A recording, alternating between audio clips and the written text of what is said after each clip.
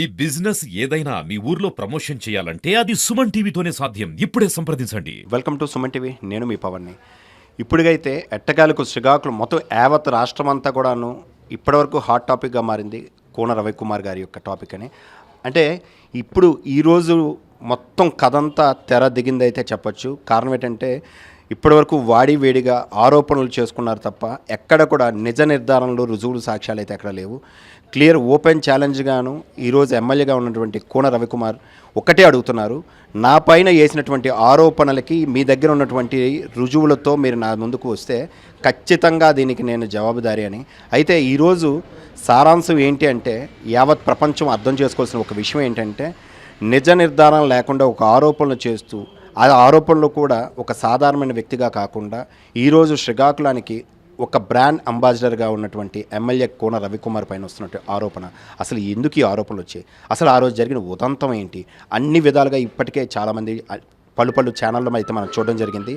అయితే ఇప్పుడు క్లియర్గా అసలు ఆ రోజు జరిగింది ఏంటి, ఎందుకు అలాంటి ఆరోపణలు వచ్చాయి, ఈరోజు అసలు నెక్స్ట్ తదుపరి యాక్షన్ ఎలా ఉండబోతుంది, ఒక ఆరోపణ వేయడం ఇంత ఈజీయా అన్నీ కూడా తెలుసుకునే ప్రయత్నం కోన రవికుమార్ గారితో చేద్దాం. సార్ నమస్తే. ఇప్పటికీ చాలా ఆరోపణలు వచ్చాయి. ప్రశాంతంగా అంటే నిన్నటి వరకు అపోజిషన్లో ఉన్నప్పుడు కోన రవికుమార్ మీద ఒత్తిళ్ళు, కేసులు, అంటే అందరికి కూడా ఏంటంటే కోన రవికుమార్ అంటే చాలా ఫైర్ బ్రాండ్ అనే పేరు ఉండేది. ఇప్పుడు మీరు డైరెక్ట్గా రూలింగ్లో ఉన్నప్పుడు కూడా మళ్ళీ మీ పైన ఆరోపణలు, ప్రశాంతంగా ఎక్కడో కూల్ ప్లేస్లో అమెరికాలో మీరు వెళ్ళేటప్పుడు వచ్చినటువంటి ఆరోపణలు, అసలు మీరు ఇప్పటికే చాలా విధాలుగా స్పందించారు. అసలు ఈ ఆరోపణలు రావడానికి కారణం ఏంటి సార్? నథింగ్. ఒక వ్యక్తి తాలూకా స్వార్థం. తను ఒక ఉద్యోగిని, నేను ప్రభుత్వ ఉద్యోగిని అనేటటువంటిది మర్చిపోయి తన విధులు ఏమిటి, తన విద్యుత్ ధర్మం ఏంటి, మనం అందరికీ కూడా జవాబుదారీగా ఉండాలి. ప్రజలకు జవాబుదారీ ఉద్యోగస్తులు అనేవాళ్ళు, అలాగే ప్రభుత్వానికి జవాబుదారీ. ప్రభుత్వంలో ఉన్నటువంటి అధికారులు కావచ్చు, ప్రజాప్రతినిధులు కావచ్చు, వాళ్ళకి వాళ్ళు ఇచ్చినటువంటి ఏదైనా సందర్భాల్లో ప్రజలు ఇచ్చిన విజ్ఞప్తుల మేరకు వాళ్ళు కొన్ని చర్యలు తీసుకుంటారు. వాటి ప్రకారం నేను హైర్ ఆఫీసర్స్ ఎవరైతే ఉంటారో హై ఆఫీసర్స్ ఇచ్చినటువంటి ఆదేశాలను పాటించాలన్నటువంటి ఆలోచన, అంటే ఆ డ్యూటీ తాలూకా రెస్పెక్ట్స్ విడిచిపెట్టినటువంటి సందర్భంలోనే ఆమె ఒక ఫ్రస్ట్రేషన్లో ముందు ఆరోపణలు చేశారు. ఆ ఆరోపణలకి రాజకీయాలతో దానిని రవికుమార్ గారికి వ్యక్తిగతంగా నాకెవరు విరోధులు కారు, కానీ కొంతమంది భావిస్తుంటారు, ఎవరైతే నేను ఎప్పుడూ చెప్తుంటాను, మళ్ళీ ఒకసారి కూడా చెప్పాలి, చంద్రగుప్తుడు సభలో చాణక్యుడు ఒకరోజు చెప్తారు, ఎక్కడైతే రాజు గట్టిగా ఉంటాడో, రాజు పరిపాలన దక్షతగా ఉంటాడు, ఏ రాజు అయితే నీతిగా నిజాయితీగా పరిపాలన అందిస్తాడు, అక్కడ ఆ పరిధిలో ఉండేటటువంటి అసాంఘిక శక్తులు, దౌర్జన్యకారులు, రౌడీలు, దుర్మార్గులు వీళ్ళందరికీ కూడా ఊపిరాడదు. అప్పుడు వాళ్ళు ఆ కంఫర్ట్ ఫీల్ కానప్పుడు సమాజంలో అలజడులు సృష్టించడానికి ప్రయత్నం చేస్తారు. అలానే ఎవరైతే కొంతమంది వ్యక్తులు కేవలం వాళ్ళ వ్యక్తిగత స్వలాభాల కోసం ఈమెకున్నటువంటి ఇంటెన్షన్, అంటే ఈమెకున్న ఇంటెన్షన్ గతంలో చూస్తే ఆమె గత చరిత్రలో కూడా అనేక సంఘటనలు ఉన్నాయి. ఎందుకంటే నిన్నటి వరకు నాకు తెలియదు ఇన్ని సంఘటనలు జరిగాయా అని. సంఘటనలు వెలుగులోకి వచ్చిన తర్వాత అనేక మంది నాకు అసలు వారి కోసం, వారి వెనుక గత 10-15 సంవత్సరాలుగా జరుగుతున్నటువంటి అనేక చర్యలు ఎంతోమంది చెప్పారు, ఆధారాలు పంపించారు, డాక్యుమెంట్లు పంపించారు, సర్టిఫికేట్స్ పంపించారు, కోర్టు ఇచ్చిన జడ్జిమెంట్లు పంపించారు, పోలీస్ స్టేషన్లు పెట్టిన కేసుల వివరాలు పంపించారు. ఇవన్నీ నేను సంపాదించాలంటే నాకు దొరకపోయి ఉండేది. ప్రజల నుంచే ఈరోజు అవన్నీ వచ్చాయి. వీళ్ళ వలన బాధితులుగా ఉన్నవాళ్ళు, బాధించబడ్డవారు, వాళ్ళందరూ కూడా ఈరోజు నాకు ఆ వివరాలన్నీ కూడా ఇచ్చారు. అంటే ఒక వ్యక్తి సమాజంలో వాళ్ళ ప్రవర్తన బాగులేకపోతే సమాజం ఎప్పుడూ కూడా వాళ్ళని ఎందుకు కనిపెడుతూనే ఉంటుంది, అవకాశం కోసం చూస్తుంది అనేటటువంటిది నిన్నటి సంఘటన కూడా ఒక ఉదాహరణ. ఈరోజు ఆమె ఒక శాసనసభ్యుడిగా ఉన్నటువంటి నా పైన నేను 33 సంవత్సరాలైంది రాజకీయాల్లోకి వచ్చి. 22వ ఏటనే నేను రాజకీయాల్లోకి వచ్చాను. ఆనాటి నుంచి ఈనాటి వరకు అనేక హోదాల్లో పనిచేశాను. కొన్ని వేలాది మంది ఉద్యోగ వర్గాలతో పనిచేశాను. ఎక్కడ కూడా ఉద్యోగుల్లో కూడా 198% మంది చాలా మంచి వాళ్ళే. ఏదో చేద్దాం, ప్రజలకు మంచి చేద్దాం, ఎవరైనా వస్తే వాళ్ళకి పని చేసి పంపించాలనే ఒక ఆలోచనతో ఉన్నటువంటి వాళ్ళు. ఎక్కడ కూడా 1-2% మంచిగా ప్రవర్తన చేసేవాళ్ళు ఉండరు. అటువంటి పరిస్థితుల్లోనే వీళ్ళు కూడా ఆమె గతంలో పనిచేసినటువంటి ప్రదేశాల్లో కూడా నేను ఎక్కడో విన్నాను, చాలామంది చెప్పారు నాకు, చాలామంది చెప్పారు. రణస్థలంలో పనిచేసినప్పుడు కూడా హెచ్ఆర్ల శాసనసభ్యులుగా పనిచేసినటువంటి 2 ఎమ్మెల్యేలు కూడా బ్లాక్మెయిల్ చేశారు. వాళ్ళు అడిగినా చెప్తారు. అలానే ఇక్కడ కూడా అందరూ అలాగే అనుకున్నారేమో, అంటే లైట్గా ఉంటారేమో అనుకున్నారు. అయితే వాళ్ళ మీద వాళ్ళు ఎందుకో లైట్గా ఉన్నారు. ఈమె బయటకు వచ్చి తీవ్రమైన ఆరోపణలు నా మీద చేసింది. ఒక మహిళ ఇలా రోడ్డు మీదకి వచ్చి అసంబద్ధమైన ఆరోపణలు, నిరాధారమైన ఆరోపణలు చేస్తారా అని. అయితే ఇక్కడ మనం ఒకటి గమనించాల్సింది ఏంటంటే, మన సమాజం ఎప్పుడు కూడా స్త్రీ వైపు ఉంటుంది, స్త్రీ వైపే సింపతిగా ఉంటుంది. మన చట్టాలు కూడా స్త్రీ వైపే రక్షణగా ఉంటాయి.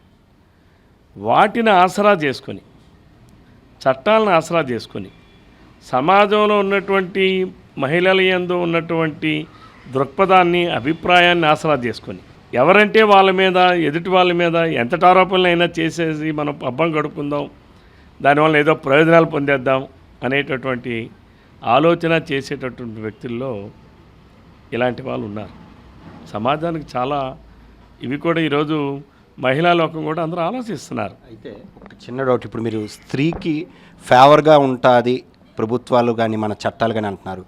మరి ఇది ఒక గుణపాఠంగా చట్టాలను మార్చే అవకాశం ఉందా? అంటే ఇటువంటి స్త్రీలు ఇది ఒక వెపన్గా అడ్డు పెట్టుకొని ఈరోజు ఎటువంటి ఆధారాలు లేకుండా శాసనసభ్యులపైనే ఈరోజు విరుచుకుపడుతున్నటువంటి తరుణంలో సాధారణమైన వ్యక్తులు ఈరోజు ఈ సొసైటీలోని బ్రతికే ఛాన్స్ ఉందంటారా? లేదు, వాస్తవం ఇది. ఎందుకనంటే మహిళలు మీకు చట్టాల్లో కొన్ని మార్పులు చేయాల్సినటువంటి అవసరం ఉంది. ఎందుకంటే మన కోర్టులు చూస్తున్నాం ఈ మధ్య వచ్చినటువంటి తీర్పులు. మొన్ననే మన ఆంధ్రప్రదేశ్ హైకోర్టు ఒక తీర్పు ఇచ్చింది. పోస్కో చట్టం అనేది కేవలం ఆడవాళ్ళని, మైనర్ బాలికల్ని మగవాళ్ళు వేధిస్తేనే కాదు, ఒక్కటే కాదు. పోస్కో చట్టం అనేది మహిళలు మైనర్ బాలుర్ను వేధించినా వర్తిస్తుందని ఇచ్చారు. జనరల్గా అందరిలో ఏముంటుంది, పోస్కో చట్టం అంటే ఆడపిల్లల్ని మగవారు వేధించింది అన్న మైండ్తో ఉంటారు. కానీ చట్టం it is not limited to the male. That act can extend to the women also. అంటే ఏంటి, అటువంటి సంఘటనలు జరగబట్టే సమాజంలో ఈరోజు ఎపెక్స్ కోర్ట్ అంటే కాన్స్టిట్యూషనల్ కోర్ట్స్, అవి హైకోర్టు అండ్ సుప్రీంకోర్టు, వాటిలో కూడా ఈ రకమైనటువంటి తీర్పులు వచ్చాయి. అంటే సమాజంలో ఒకటే రకంగా లేవు. కొంతమంది మహిళల్లో కూడా కొంత పర్సంటేజ్ ఆఫ్ మహిళలు బరిదెగించి ఉన్నటువంటివి కూడా వాస్తవాలు. ఈ మధ్య కూడా మనం చూస్తున్నాం. భార్యాభర్తలు దీంట్లో కూడా భార్యలతో వేధించబడినటువంటి భర్తలు కూడా ఉన్నాం. వాటికి కూడా రక్షణ కావాలని ఈరోజు కోర్టుల్లో అనేక వాయిద్యాలు పడుతున్నాయి. ఈ సంఘటనతో ఇలాగ భర్తలు కానీ మగవాళ్ళు కానీ వాళ్ళకి కూడా ఎటువంటి అంటే చట్టాలు, వాళ్ళకి ఒక సంఘాలు ఏమైనా వచ్చే ఛాన్స్ కూడా కావాలి అంటే వస్తాయి. 50% మహిళల కోసం స్థానిక సంస్థల్లో రిజర్వేషన్ కల్పించారు. బై వర్ట్యూ ఆఫ్ దేర్ అదర్ ఏదైనా ఈక్వేషన్స్ ప్రివైల్ అయ్యేటప్పుడు మేల్ ఉన్న దగ్గర కూడా మహిళలే వస్తున్నారు. ఈరోజు రాష్ట్రంలో మనం చూసుకుంటే ఈ ఆంధ్రప్రదేశ్ రాష్ట్రంలో 160% మంది మహిళలు స్థానిక సంస్థలు ఉన్నారు. బట్ పాపులేషన్ ఎంత ఉన్నారు? అయితే ఉండాలి, నేను ఉండకూడదని చెప్పడంలో ఉండాలి. కానీ ఇందులో ఎక్కడో దగ్గర చట్టంలో కొన్ని ఈ లొసుగుల్ని ఆధారంగా చేసుకొని కొంతమంది ఎవరైతే కిలాడీ లాంటి వాళ్ళు ఉంటారో వాళ్ళు ఇలాగా కాస్త సమాజంలో ఇబ్బందికరంగా మారుతున్నారు. వీటి మీద ప్రజల్లో చైతన్యం రావాలి, యువతరంలో ఆలోచన రావాలి. ఏదో జరిగింది, ఎవరో చెప్పాడు, ఎద్ది నింద్రా అని ఒకడంటే ఆ గొంతుని కట్టేయండి అని చెప్పి ఇంకోటి అని మాట్లాడడం కాదు. ఎనలైజ్ చేయాలి. ప్రతి ఒక్కరూ కూడా సమాజాన్ని ఎప్పటికప్పుడు సమాజంలో జరుగుతున్న సంఘటనల్ని ఆధారంగా వేసుకొని బేరీజ్ వేసుకొని మనం ఎప్పటికప్పుడు ఎనలైజ్ చేయాల్సినటువంటి అవసరం. ఈరోజు ఆమె నా పైన చేసినటువంటి ఆరోపణలు, ఒక శాసనసభ్యుడు నేను, ఇందాక ఎవరో అంటున్నారు రాజకీయ నాయకులు మమ్మల్ని ప్రశ్నిస్తే ఎలా అని. అసలు అంటే అది చదువుకున్నది అని మాట్లాడింది. నేను పెద్ద కుటుంబం, మేమందరూ చదువైన కుటుంబాలని మాట్లాడింది. మన రాజ్యాంగం గురించి ఆమెకి అవగాహన ఉందని అనుకోవాలా? ఈరోజు మన కాన్స్టిట్యూషన్ ఏంటి? అసలు పార్లమెంటరీ డెమోక్రసీ లేకపోతే where is executory, where is judiciary? మన డెమోక్రసీలో ఈ మూడు పిల్లర్స్, పార్లమెంట్ ఉంటుంది, లెజిస్లేచర్ ఉంటుంది, అలానే ఎగ్జిక్యూటివ్ ఉంటుంది, జ్యుడిషియరీ ఉంటుంది. అంటే కనీసపు అవగాహన లేకుండా, కనీస జ్ఞానం లేకుండా, కనీసపు విచక్షణ లేకుండా నోటికి ఏదొస్తుంది ఇటు మాట్లాడేటటువంటి మహిళలని తప్పనిసరిగా కంట్రోల్ చేసే మెకానిజం సమాజంలో రావాలి. సమాజంలో ఉన్నటువంటి మహిళలే మనం అసలు మహిళలే పాత్ర పోషించాలనేది నా అభిప్రాయం. ఎందుకంటే లతారేనా అది ఎవరో ఉండేది, ఒక ఆమె బూతులు మాట్లాడేది, మీడియా ముందుకు వచ్చి బూతులు మాట్లాడేది. ఈరోజు ఆమె ఎవరో మాట్లాడుతుంది, ఎవరో శ్యామలో ఎవరో అంట, ఎవరో కూడా నాకు తెలీదు. What is she, who is she? ఇంకా ఇటువంటి వాళ్ళ మీద తప్పనిసరిగా అటువంటి లేడీ ఎవరైతే మహిళలు ఈ సమాజానికి, సభ్య సమాజానికి తలవంపులు తెచ్చే విధంగా ప్రవర్తించేటటువంటి వ్యక్తులు ఉంటారో వాళ్ళపైన తప్పనిసరిగా కొన్ని చట్టాలు రావాల్సినటువంటి అవసరం ఉందనేది నా వ్యక్తిగత అభిప్రాయం. ఈరోజు ఎందుకంటే కుటుంబాలు వాళ్ళకే ఉంటాయా? అంటే మా కుటుంబాలు లేవా? మేమైనా నల్లమల ఫారెస్ట్ అడవిలోనే ఏమైనా ఉన్నావా? మాకు బంధువులు, బంధుత్వాలు, రక్త సంబంధాలు, స్నేహితులు, ఇతులు, సన్నిహితులు ఎంతోమంది ఉంటారే. నేను ఎప్పుడూ తప్పు చెయ్యను, కలలో కూడా చెయ్యను. ఎవడో ఊహించిన ఊహకు ఉండిపోవాలి తప్ప కానీ నేను వాళ్ళు ఎవరి కోసమో లేకపోతే ఇంకోటి కోసమో నేను ఉండట్లా. It is my self discipline. నేను కొన్నిటికి దూరంగా ఉండాలి. కాబట్టి అటువంటి వ్యక్తులు, ఇలాంటి వాళ్ళు చాలామంది ఉన్నారు సమాజంలో, పురుష సమాజంలో కూడా చాలామంది ఉన్నారు. కానీ ఇలాంటివి చేస్తే మరి మా కుటుంబాలు, మా సన్నిహితులు ఏమనుకుంటారు? రాజకీయాల్లో విలువలు పడిపోయినాయి అనడానికి ఈ సంఘటనలో కూడా మనం చూస్తూ ఉంటే భాగస్వాములు అయినటువంటి వాళ్ళలో కూడా చూస్తే ఈ విలువలు పడిపోయినాయి అనడానికి ఇదొక కారణం. ఎందుకంటే ప్రతి ఒక్కడు ఏమనుకుంటున్నాడంటే రాజకీయాల్లో ప్రజాసేవ ద్వారా, ప్రజలకి మంచి చేయడం ద్వారా, ప్రజల్ని చైతన్యవంతులు చేయడం ద్వారా నేను రాజకీయాల్లోకి ఎదగాలి అన్న ఆలోచన పోయింది. ఎదుటివాడి మీద నేను బురద జల్లడం ద్వారా నేనేదో ప్రయోజనం పొందుతాననేటటువంటి ఒక తప్పుడు అభిప్రాయాలకు వచ్చారు ఇప్పుడు ఉన్నటువంటి జనరేషన్లో. They doesn't know anything. రాజకీయాలు ఎలా ఉండాలి, రాజకీయాల్లో ఏ రకమైనటువంటి వాల్యూస్తో ఉండాలి, రాజకీయాల్లో ఉండేవాళ్ళం వ్యక్తిగతమైనటువంటి ఏ రకంగా ఉండాలి, ఇవన్నీ కూడా లేకుండా అందులోకి గత 5 సంవత్సరాలు వైసీపీ ప్రభుత్వం అధికారంలోకి వచ్చాక ఆ వైసీపీ పార్టీలో ఉన్నటువంటి ప్రవర్తన వలన ప్రతి ఒక్కటి ఇదే కావాలి కరెక్ట్ అనుకుంటున్నారు. దానికి యాడ్ అయింది సోషల్ మీడియా. ఎందుకంటే ఇది ఎవరి చేతిలో లేదు, ఎవరికి నచ్చింది ఆవిడ పెడతా ఉంటాడు. ఈరోజు వాడెవడో ఎవరి గురించో ఇంకోటి పెడతా ఉంటాడు. వాటికి ఏం తెలుసు వాళ్ళ కోసం? ఎవడు ఇష్టమైనట్టుగా వాడు ఎవడి మీద వాడు కామెంట్లు చేసి పెడతా ఉంటే, వీడియోలు చేసి, అంటే వాడి మీద పెట్టడానికి ఎవడికి రాదా? కానీ దట్స్ నాట్ కరెక్ట్. కాబట్టి సోషల్ మీడియాలో కూడా ఎదుటి వాళ్ళ వ్యక్తిత్వాల మీద కానీ, ఎదుటి వారి తాలూకా విధి విధానాలు, వారికి సంబంధించినటువంటి వ్యక్తిగతమైనటువంటి దీనిపైన కానీ ఎవరైనా మాట్లాడితే దానికి కూడా చట్టం రావాలి, కఠినమైనటువంటి చట్టాలు రావాలి. అదే సౌమ్య, ఒక మీటింగ్ పెట్టి, అంటే ప్రెస్ మీట్ పెట్టి, ఎమ్మెల్యే లాంటి కోన రవికుమార్ గారు నా వ్యక్తిగత జీవితం గురించి మాట్లాడడం కరెక్టా, అది నా పర్సనల్ లైఫ్లోకి ఎందుకు మాట్లాడుతున్నారని అడుగుతున్నారు. దానిపైన మీరు ఇచ్చినటువంటి స్పందన. ఆమెకు వ్యక్తిగత లైఫ్ ఎక్కడ ఉంది? ఆమె కదా మీడియా ముందుకు వచ్చి మాట్లాడింది. ఏమని మాట్లాడింది? రవికుమార్ గారు నన్ను శారీరకంగా హింసించారు అని నువ్వు మాట్లాడినప్పుడు ఏమడిగాం? నువ్వు ఆధారాలు చూపించమని చెప్పాను. అసలు నీకు భాషలో ఉన్న అర్థం తెలియక మాట్లాడుతున్నావా అని కూడా అడిగా.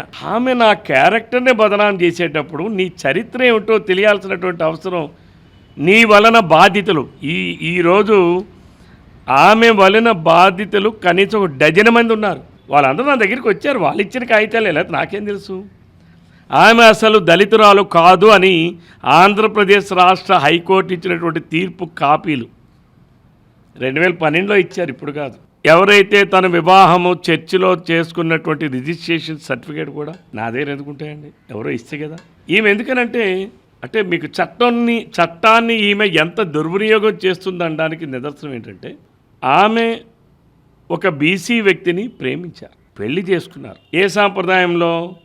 క్రిస్టియన్ సాంప్రదాయంలో పెళ్లి చేసుకున్నారు, వైవాహిక జీవితం గడిపారు. సరే, వాళ్ళిద్దరికి ఏదో మనస్పర్ధలు రావచ్చు, నేను దాన్ని తప్పపట్టాను. మనస్పర్ధలు వచ్చిన తర్వాత లేకపోతే ఆయన నాకు కొట్టారనొచ్చు, లేకపోతే తిట్టారనొచ్చు, లేకపోతే నాకేదో ఇంకోటి అన్నారంటే అర్థం ఉంది. భర్త మీద అట్రాసిటీ కేసు పెట్టారు అంటే మరి దాన్ని ఏమనాలి? చట్టాన్ని ఆమె దుర్వినియోగం చేసిందనాలా? చట్టాన్ని ఆమె చట్ట ప్రకారం నడుచుకుందననాలా? దానిపైన హైకోర్టు ఏమిచ్చిందో తీర్పు? ఏ కులం వాళ్ళైనా మీరు క్రిస్టియన్ మతాచారం ప్రకారం పెళ్లి చేసుకున్నావు, ఇగో నీవు ఇచ్చిన సర్టిఫికేట్, నీ పెళ్లి సర్టిఫికేటు, నువ్వు బీసీసీ కేటగిరీ, నువ్వు దళితులు అని క్లెయిమ్ చేయడానికి నీకు రైట్ లేదు అని ఎస్సీ ఎస్టీ అట్రాసిటీ చట్టం కింద పెట్టినటువంటి భర్త పైన పెట్టినటువంటి ఎఫ్ఐఆర్ని ఈ రాష్ట్ర హైకోర్టు రద్దు చేసింది. అంటే దాని అర్థం ఏంటండి? She is not belongs to the SC, she converted in to BC. నేను ఐఎమ్ కళింగ, నేను బీసీఏ. నేను ఒకవేళ క్రిస్టియన్ మతాన్ని ఆచరిస్తే తప్పనిసరిగా నేను కూడా బీసీసీఏ కదా, నాకు ఆ బీసీఏ కొనసాగదు కదా. అంటే ఈరోజు చట్టాన్ని మోసం చేసినారు అనడానికి నిదర్శనం.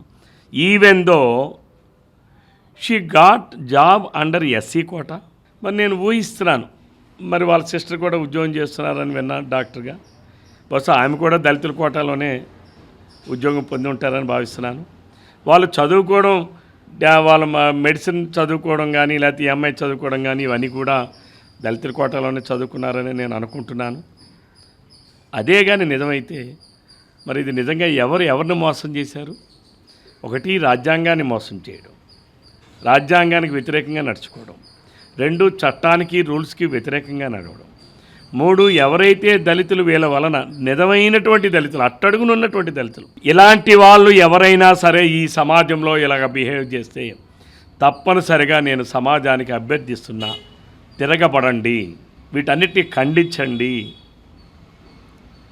ఈరోజు రోడ్డు మీద పోయేవాడే ఇవే అనుసరిస్తే ప్రతి ఒక్కరూ బుర్ర జల్లుతూనే ఉంటారు. కొంతమంది వాళ్ళు బిహేవ్ చేస్తుంటారు, తల్లిని చెల్లిని కూడా సంబంధాలు పెట్టి మాట్లాడేటటువంటి లోకం మంది ఈరోజు.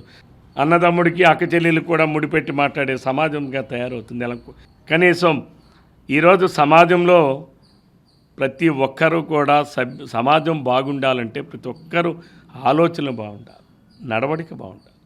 నిన్న అడ్మిషన్స్లో కూడా ఒక 10 మంది దళితుల పిల్లలకే ఇవ్వలే. నేను అందుకే విజ్ఞప్తి చేశాను మా దళిత సోదరులందరికీ, అసలు నేను పోరాటం చేసింది, నేను బాధ్యత వహించింది దళితుల కోసం. నేను వచ్చిన తర్వాత, మీడియా ముందుకు వచ్చిన తర్వాత వాస్తవాలు తెలిసాక ఈరోజు రాష్ట్రం మొత్తం, ప్రపంచం మొత్తం కూడా మాట్లాడడం మొదలుపెట్టాను. కానీ ఇప్పటికైనా ఫుల్ స్టాప్ పెట్టాలి. సమాజం దీని మీద మేల్కోవాలి, సభ్య సమాజం దీని మీద చర్చించాలి. చట్టాలు కూడా పునర్వర్తించవలసినటువంటి అవసరం ఉంది అనేది నా వ్యక్తిగత అభిప్రాయం. కూన రవికుమార్ గారు సొసైటీకి దీనిపైన ఇచ్చినటువంటి క్లారిటీ అయితే ఆల్మోస్ట్ వచ్చేసింది జనాలకి. అయితే భవిష్యత్తులో ఇటువంటి చర్యలు ఇంకెవరు కూడా చేయకుండా, కానీ నాకు తెలిసి ఇప్పుడు మీరు మాటల్లో చెప్పారు 22 ఏళ్లలోనే నేను రాజకీయంలోకి వచ్చానని. ఆ రోజుల్లో వయసులో ఉండేటప్పుడు 22 ఏళ్లలో మీ అనుభవంలో ఇలాంటివి కనపడకపోయినా ఈ రోజు వచ్చింది. సో భవిష్యత్తులో అంటే ఒక బలమైనటువంటి ఎమ్మెల్యేకి ఈరోజు ఇలా వస్తే సామాన్యుడైనటువంటి ప్రజల పరిస్థితి ఏంటి? దానిపైన ప్రజలకి మీరు ఇచ్చినటువంటి సందేశం ఏంటి? వాస్తవం, ఈరోజు మీరు అడిగింది వాస్తవం. సమాజంలో ఇటువంటి సంఘటనలు చాలా దగ్గర జరుగుతున్నాయి. చాలామంది నిరపరాధులు, చాలామంది నిర్భాగ్యులు ఈరోజు ఈ చట్టాల వలన బలైపోతున్నారు, చట్టానికి బలైపోతున్నారు. కొంతమంది దీనివలన. ఎందుకంటే ఎస్సీ ఎస్టీ చట్టం దుర్వినియోగం అవుతుంది అనడానికి ఇంతకన్నా నిదర్శనాలు ఇంకోటి లేవు. ఎస్సీ ఎస్టీ అట్రాసిటీ చట్టం ఎవరి కోసం అంటే బాధితుల కోసం, నిజమైన బాధితుల కోసం. అంతేగాని ఆ చట్టాన్ని అడ్డం పెట్టుకొని బాధించడం కోసం కాదు, బాధించమని కాదు. ఈ చట్టం పైన అసెంబ్లీలో కోనరవి గొంతు, ఇప్పుడు రాబోతున్న అసెంబ్లీలో కోనరవి గొంతు ఎలా వినబడబోతుంది? అంటే ఈ చట్టం ఇది అసెంబ్లీదే కాదు, ఇది పార్లమెంట్లో చేసినటువంటి చట్టం. కాబట్టి ఏదైనా చర్చ జరగాలి. నేను అనేది రవికుమార్ గారు ఒక్కరని కాదు, ఇది భారతదేశంలోనే చర్చ మొదలు పెట్టాల్సినటువంటి అవసరం ఉంది. అసలు ఎప్పుడో మొదలు పెట్టాలి. ఎందుకంటే దీని మీద చర్చలు మొదలయ్యాయి. అందుకనే ఒకనాడు సుప్రీంకోర్టు కూడా ఎస్సీ ఎస్టీ చట్టం కింద కేసు పెడితే వెంటనే మీరు అరెస్ట్ చేయడానికి వీలు లేదు, దానికి ఒక 90 రోజులు సమయం ఇచ్చి మీరు విచారణ చేసి అప్పుడు మీరు నిజమైనటువంటి తప్పు జరిగిందని భావిస్తే అప్పుడు మీరు చట్ట ప్రకారం చర్యలు తీసుకోండి అని సుప్రీంకోర్టు ఒక దశలో ఒక జడ్జిమెంట్ ఇచ్చారు. అయితే దాని మీద కూడా దేశంలో అనేక ఆందోళనలు జరిగాయి, అనేక రకాలైనటువంటి జరిగాయి. అప్పుడు కూడా ఏదో ఎక్కడో దగ్గర 1-2 కూడా చనిపోవడం జరిగాయి, ఇవన్నీ ఉన్నాయి. అయితే నేను సమాజంలో చైతన్యం రావాలనేది నా ఆకాంక్ష. ప్రతి ఒక్కరూ ప్రతి సంఘటన మీద కూడా మాట్లాడే ముందు ఎనలైజ్ చేయాలి. నేను ప్రధానంగా దళిత సంఘాలందరి సోదరులందరికీ విజ్ఞప్తి చేస్తున్నా, సంఘటన జరిగింది ఇదిగో పులి అంటే అదో తోక అనొద్దు, లేకపోతే ఎవడో ఎద్దీనింది అంటే గొంతుని గట్టేయండి అని అనొద్దు. మీరు నిజాలు పరిశీలించండి. మీడియా ద్వారా కాదు, సంఘటన జరిగిందన్నప్పుడు మీరు ప్రత్యక్షంగా మాట్లాడడం. ఎందుకంటే మీరు ఎంతోమంది చదువుకున్నటువంటి వాళ్ళు ఉన్నారు, మేధావర్గం వాళ్ళు ఉన్నారు, చర్చ జరగాలి. అంతేగాని మన చట్టం ఏం చెప్తుంది, ఒక సామాన్యుడు ఒక నిరపరాధికి దాని వలన ఎంతమంది అపరాధులు ఎంతమంది అంటే దోషులు ఎంతమంది తప్పించుకున్నా పర్వాలేదు, కానీ ఒక నిరపరాధికి శిక్ష పడకూడదు అనేది మన ప్రైమరీ కాన్సెప్ట్. అందుకనే మన చట్టాలన్నీ చాలా స్లోగా ఉంటాయి. ఇప్పుడు ఈరోజు ఉంది, నా మీద ఆరోపణ చేశారు, రైట్, నేను చట్ట ప్రకారం ముందుకు వెళ్తా. కానీ అది ఎప్పుడు, ఆ తీర్పులు వచ్చేది ఎప్పుడు, ఆ రిజల్ట్ వచ్చేది ఎప్పుడు, అప్పుడు బతికుండేది ఎవడో, చనిపోయేవాడు ఎవడో, కాలంలో ఎన్ని మార్పులు వస్తాయో. అదే ఇప్పుడు మా బాధ కూడాను, పబ్లిక్ భయం కూడా అదే. ఒక శాసనసభ్యుడిగా ఉండి ఎమ్మెల్యేగా ఉన్నటువంటి కోన రవికుమార్కే ఈరోజు ఇలా ఒక నిందలు వస్తే చట్టంలో ఎప్పుడో తీర్పు వస్తుంటే సామాన్య ప్రజలకు ఎదుర్కొంటున్న సమస్యలపైనటువంటి ఈరోజు భయం. అంటే ఇవి చట్టం ఉండాలి, కానీ చట్టంలో ఇంకా ఎలాబరేషన్ రావాలనేది నా అభిప్రాయం. చట్టం ఉండాలి, ఎందుకనంటే సమాజంలో చట్టాలే రక్షణ, ప్రజలకు రక్షణ ఇచ్చేది చట్టమే. చట్టం ఉండాలి, చట్టంలా పనిచేసినంత వరకు ఓకే. చట్టాన్ని దుర్వినియోగం చేసినప్పుడు ఏమి చర్యలు తీసుకోవాలి, మాకు సంబంధం లేదండి, నువ్వు ఎలగబడండి, నువ్వు వెళ్ళి డెఫార్మేషన్ వేసుకోండి, అలా కాదు. ఆ చట్టమే దుర్వినియోగం చేస్తే, ఆ చట్టాన్ని అడ్డం పెట్టుకుని ఎవరినైనా నిరపరాధుల్ని నిస్సహాయాల్ని వేధిస్తే ఏ చర్యలు తీసుకోవాలో కూడా ఆ చట్టంలో ఉండాలి. ఇప్పటివరకు మనం చట్టాల కోసము, జరిగిన అన్యాయాల కోసం మాట్లాడాం. ఫైనల్ స్ట్రైట్ క్వశ్చన్, చాలా దగ్గరలో కూడా ప్రెస్ మీట్లో కూడా మీరు చెప్పారు, ఇది మీ పైన జరుగుతున్నటువంటి కుట్ర, రాజకీయ కుట్ర.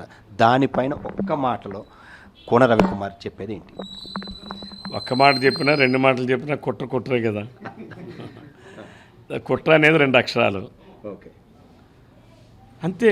అంత మించి ఇంకేముంటుంది? కుట్ర కారకులు ఎవరు? ఇన్ని తెలిసిన కోన రవికుమార్కి కుట్ర కారకులు కూడా తెలిసి ఉండొచ్చు. ఇంకా తెలీదు కుట్ర, ఎందుకనంటే వెనక నుంచి చేస్తారు కదా, మనకు ఎలా తెలుస్తుంది, బట్ ఇట్ టేక్స్ టైం. ప్రతిదానికి కూడా కాలం పరిష్కరిస్తుంది. కాలం మనకందరికన్నా గొప్పది. మనందరూ చాలామంది అనుకుంటాం, నేను గొప్పవాడిని, నేను చాలా తెలివైన వాడిని, నేనేదో పెద్ద ఇంద్రుడిని చంద్రుడిని అని ఎవరి కాలం ఫీల్ అవుతాం. కానీ మనందరికన్నా గొప్పది కాలం. కాలం తప్పనిసరిగా అన్ని సమస్యలకి పరిష్కారం చూపుతుంది, ఇది నా నమ్మకం. Thank you. చూశారు కదా, కుట్రలు కానీ కుతంత్రాలు కానీ ఆయన పైన వచ్చినటువంటి అభియోగాలు అన్నిటిని కూడా పక్కన పెట్టి ముందుకు సాగుతున్నటువంటి ఈరోజు కోన రవికుమార్ మాటలు. So thank you, Suman TV.